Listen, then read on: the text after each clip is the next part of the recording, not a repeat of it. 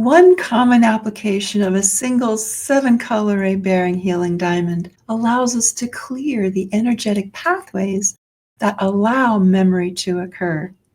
To explain how it works, we have to take a look at the energetics of memory.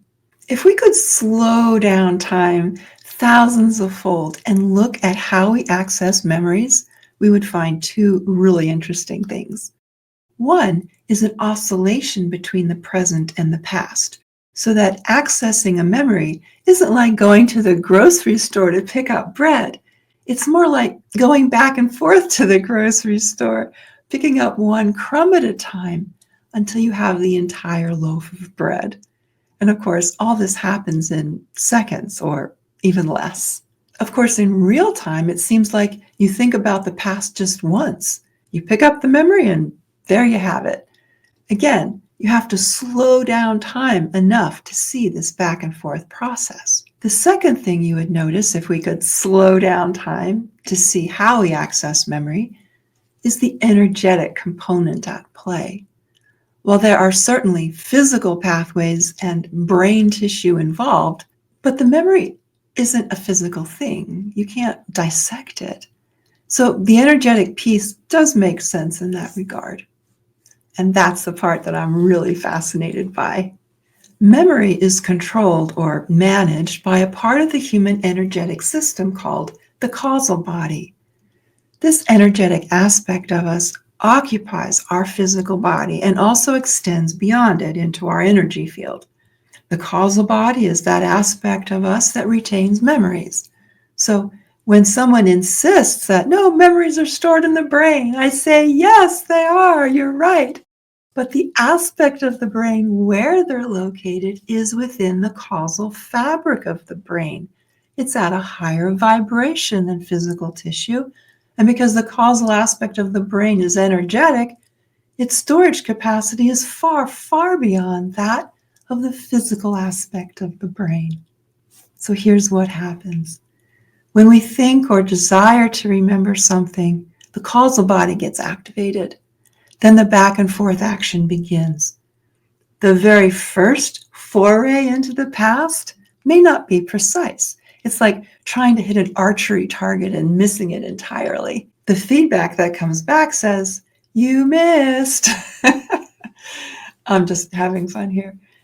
The second foray into the past, it hits the target, but again, the feedback is given that, well, this isn't quite right. And so the feedback goes back and forth each time, and eventually you hit right the center of the target and you pick up the memory. And the closer to the center of the target you get, the more accurate that memory is going to be. Consider what happens when you lose the car keys. You can't remember where you put them. You can't remember, and then suddenly you remember. This is what's happening. It's the back and forth motion at work. Your desire hits the target, gets closer and closer to the bullseye, and there you have the answer. Oh, you left them in your pocket. Several types of anomalies in the causal body can interfere with the memory process. I'll use the archery analogy to explain. First is a lack of energy in the causal body to allow the arrow to even hit the target. The arrow falls short, lands on the ground. This weakening of the archer's arm, you might say, comes in degrees as the causal body is unable to obtain enough nourishment to have the strength to call up the desired memory. Well, second is unwanted energy could be accumulating in the causal pathways. This can be compared to a forest that's suddenly growing between the archer and the target. So in other words, between the brain and the memory. The arrow is impeded by the trees and the archery target or the memory just can't be accessed properly. Well, now these obstacles, I'm calling them trees, but they may be emotional energy that is associated with the memory. Therefore, as much as we can separate our emotions from our memories, the better the chance that this type of accumulation will not accumulate. A third problem can be described like a strong wind that carries the arrow away from the target, Try as they might, a person's brain just can't seem to reach the target due to this type of interference. Now, this interference can be caused by a number of different issues. It could be structural within the brain, or structural energetically within the causal body, or accumulated unwanted energy, especially harmful EMR. Yes, that can accumulate in the body. Of course, these anomalies appear in a broad range of degrees, from very slight, in which case you don't even notice, to quite severe, in which memory is significantly impaired. In a previous video on diamond benefits, I spoke about a healing diamond's scintillation benefit. Scintillation in diamond therapy is the back and forth movement between one's blueprints and the manifestation of those blueprints, namely our body or some part of it. What have we done with our blueprints of optimal health and function? How have we modified them? How have we manifested them? When a healing diamond is employed in a certain way, the scintillation can be targeted to the very pathways that the brain takes to get to the grocery store to retrieve one crumb of memory at a time until the full memory is formed. The pathways are strengthened and cleared by the back and forth action of scintillation, and the physical and energetic anatomy involved in memory is nourished with a diamond's 7 color ray spectrums.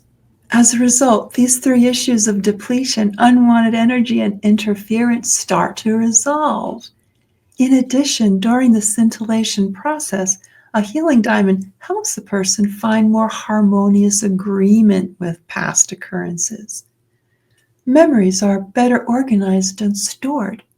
This can loosen the hold that certain gripping experiences can have on a person.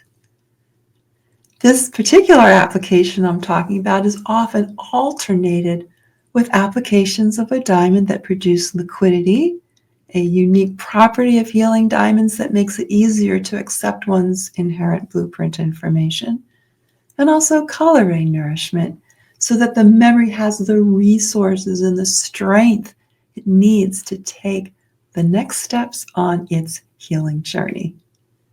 Well, to find out more about diamond therapy and how you can apply healing diamonds for yourself or in a healing arts practice, check out my profile for a link. I'm Isabel Morton. I'm the founder of the Gemstone Therapy Institute, and I am absolutely fascinated about energetic anatomy and topics just like this. So if you like the video, give it a thumbs up and share it with someone that you love. Okay, bye-bye for now. See you in the next one.